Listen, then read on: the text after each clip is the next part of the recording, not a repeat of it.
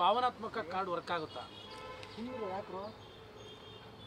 ಒಂದು ಸಿದ್ದರಾಮಯ್ಯನವರ ಆದಿಯಾಗಿ ಎಲ್ಲ ರಾಜಕಾರಣಿಗಳು ಮನೆಯಲ್ಲಿ ನಿಮ್ಮ ಹೆಂಡತಿ, ನಿಮ್ಮ ಮಕ್ಕಳು, ನಿಮ್ಮ ಕುಟುಂಬದವ್ರನ್ನ ಮೊದಲು ಹದ್ದು ಬಸ್ತಲ್ಲಿ ಇಟ್ಕೊಳ್ಳಿ.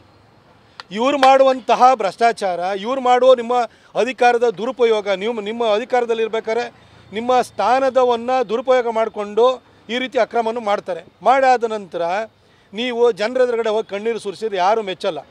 ಇಲ್ಲಿ ಈ ಹಿಂದೆ ಮುಖ್ಯಮಂತ್ರಿಗಳಾಗಿರೋ ನೋಡಿ, ಹಿಂದೆ ಮುಖ್ಯಮಂತ್ರಿಗಳಾಗಿ ಜೈಲಿಗೆ ಹೋಗಿರೋರು ಇರ್ಬೋದು, ಅಥವಾ ಹಿಂದೆ ಯಾರ್ಯಾರು ಸಮಸ್ಯೆಗೆ ಸಿಲ್ಕೊಂಡಿದ್ದಾರೆ ಅವರೆಲ್ಲ ಅವ್ರವ್ರ ಮಕ್ಕಳ ಕಾರಣಕ್ಕೋಸ್ಕರನೇ, ಅವ್ರ ಕುಟುಂಬದ ಕಾರಣಕ್ಕೋಸ್ಕರ ಸಿಕ್ಕಾಕೊಂಡಿದ್ದಾರೆ.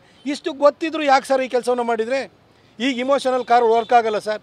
ಸಿಕ್ಕಾಕೊಂಡಾದ ನಂತರ ಹತ್ರ ಅದಕ್ಕೆ ಬೆಲೆ ಇರಲ್ಲ. ನಾನು ಸಿದ್ದರಾಮಯ್ಯ ಸಾಹೇಬರು ಅವ್ರ ಮನೆಯವ್ರ ಬಗ್ಗೆನೂ ಕೂಡ ನನಗೂ ಕೂಡ ಮರುಕ ಇದೆ, ಇಲ್ಲ ಅಂತಲ್ಲ. ಯಾಕೆಂತಂದರೆ ಅವ್ರ ಮನೆಯವರು ಸಾರ್ವಜನಿಕವಾಗಿ ಯಾವತ್ತೂ ಕಾಣಿಸ್ಕೊಂಡಿದ್ದಿಲ್ಲ. ದಸರಾ ಟೈಮಲ್ಲಿ ಎಲ್ಲಾದ್ರೂ ಚಾಮುಂಡಿ ಬೆಟ್ಟದಲ್ಲಿ ಅವ್ರನ್ನ ಕಂಡಿದ್ದು ಬಿಟ್ಟರೆ ಅವ್ರು ಯಾವತ್ತೂ ಕೂಡ ಸಾರ್ವಜನಿಕವಾಗಿ ಕಾಣಿಸ್ಕೊಳ್ತಾ ಇರಲಿಲ್ಲ.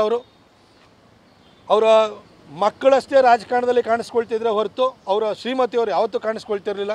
ಇವತ್ತು ಅವ್ರ ಶ್ರೀಮತಿಯವರು ಕಟಕಟಗೆ ಬಂದು ನಿಲ್ಲುವಂಥ ಪರಿಸ್ಥಿತಿ ಬಂದಿದೆ ಅಂತಂದರೆ ಅವರ ಶ್ರೀಮತಿಯವರು ಯಾಕಾಗಿ ಅವರ ತಮ್ಮನ ಮುಖಾಂತರವಾಗಿ ಈ ಸೈಟನ್ನು ತೊಗೊಂಡ್ರು. ತನ್ನ ಗಂಡ 45 ವರ್ಷಗಳ ಕಾಲ ಒಂದು ರೀತಿ ತಪಸ್ಸಿನ ರೀತಿಯಲ್ಲಿ ರಾಜಕಾರಣವನ್ನು ಮಾಡಿಕೊಂಡು ಆ ಮೌಲ್ಯವನ್ನು ಉಳಿಸ್ಕೊಂಡು ಬಂದಿದ್ದಾರೆ.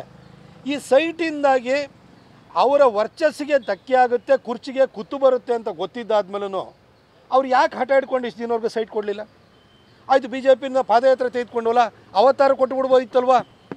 ಇವ್ರದ್ದು ಸಮಾವೇಶ ಆಯ್ತಲ್ವ, ಆ ಸಂದರ್ಭದಲ್ಲಿ ಟಿ ವಿಗೆ ಇಂಟರ್ವ್ಯೂ ಕೂಡ ಕೊಟ್ಬಿಡ್ತೀನಿ, ಸರೆಂಡರ್ ಮಾಡ್ತೀನಿ ಅಂತ ಅವತ್ತಾರು ಕೊಟ್ಬಿಡ್ಬೋದಿತ್ತಲ್ವ?